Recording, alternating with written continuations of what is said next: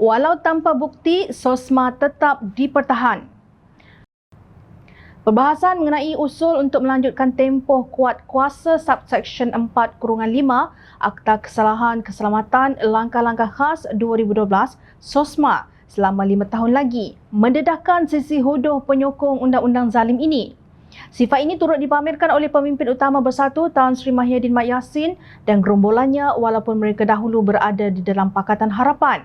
Ketika membentangkan usul tersebut, Menteri Dalam Negeri yang juga Setiausaha Agung Bersatu, Datuk Seri Hamzah Zainuddin berkata subsection itu perlu dilanjutkan bagi tujuan menjaga ketenteraman awam dan kedaulatan negara. Kita tidak boleh berkompromi dengan anasir-anasir yang mengancam keselamatan negara dan tugas polis diraja Malaysia PDRM serta semua agensi keselamatan di negara ini adalah bagi memastikan negara aman dan selamat untuk didiami, katanya. Siapapun tidak boleh berkompromi dengan pihak yang tindakan mereka boleh menjejaskan ketenteraman awam. Itu amat jelas. Malangnya Mahyadin gagal untuk menjustifikasi tindakannya sendiri ketika menjadi Menteri Dalam Negeri Kerajaan Pakatan Harapan. Sebaliknya, beliau cuba menyalahkan pihak polis ketika ditanya oleh Ahli Parlimen Pakatan Harapan Jelutong RSN Raya mengapa beliau membuat keputusan untuk menahan 2 orang Ahli Dewan Undangan Negeri Pakatan Harapan daripada DAP iaitu G. Saminathan Gadik dan P. Gunasekaran Seremban Jaya pada 2019.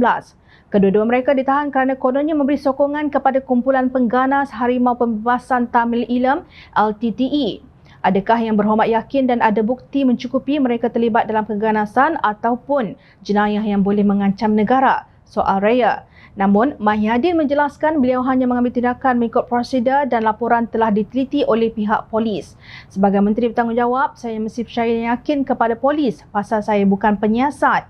Saya tertakluk kepada arahan Kabinet walaupun kuasa terletak di bawah Menteri Dalam Negeri tapi tidak ada. Malahan waktu itu tak ada juga satu keputusan mengatakan batalkan SOSMA. Saya masih ingat bukan lama sangat tahun 2018 hingga 2019.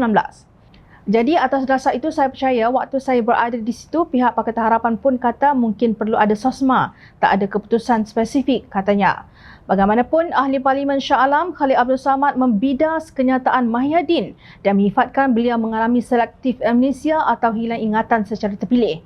Khalid berkata ketika itu ada perbahasan dalam Kabinet dengan Ketua Penolong Pengarah Bahagian Counter Terrorism E8 Cawangan Khas Bukit Aman Datuk Ayub Khan Maidin Piche. Kita bawa Ayub Khan datang untuk jelaskan dan kita telah berhujah dengan dia dan kita minta supaya ia dikaji kembali. Jangan nak menipu dalam dewan. Kalau nak cerita sepenuhnya. Jangan cerita sebahagian, tegas Khalid. Bagaimanapun, Mahyadin mendakwa Kerajaan Pakatan Harapan tidak membuat keputusan yang muktamad walaupun beliau mengakui sememangnya ada kajian mengenai SOSMA. Kenyataan beliau mengundang lebih banyak pertikaian kerana akhirnya tiada bukti yang ditunjukkan bahawa kedua-dua Ahli Dewan Undangan Negeri DAP terlibat dalam keganasan. Mana ada bukti sehingga hari ini tidak ada bukti. Kenapa mengkhianati kami dan menyebabkan aduan kami ditahan di bawah SOSMA? Bagi penjelasan, kamu mengkhianati kami, bidas raya. Mahyadin menafikan bahawa beliau pernah mengkhianati mana-mana pihak. Namun, sudah terang lagi bersuluh, Mahyadin sebagai Menteri Dalam Negeri sepatutnya memulakan inisiatif untuk memadam SOSMA.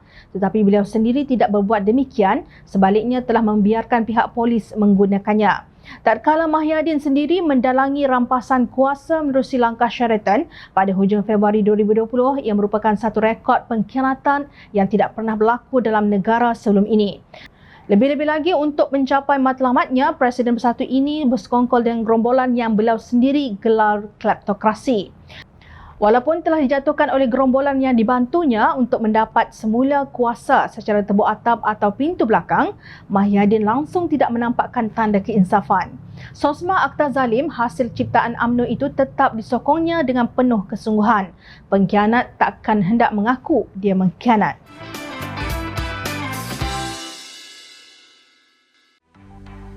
Mencari maklumat dan berita politik yang bebas, kupasan yang tepat, panas.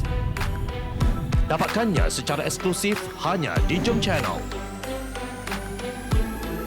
Komitmen kami, pentasan berita Isnin hingga Jumaat.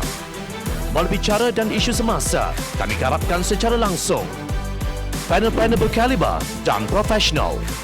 Interaktif, pandangan anda kami raikan. Jangan lupa bersama kami di setiap hujung minggu dalam edisi khas mingguan.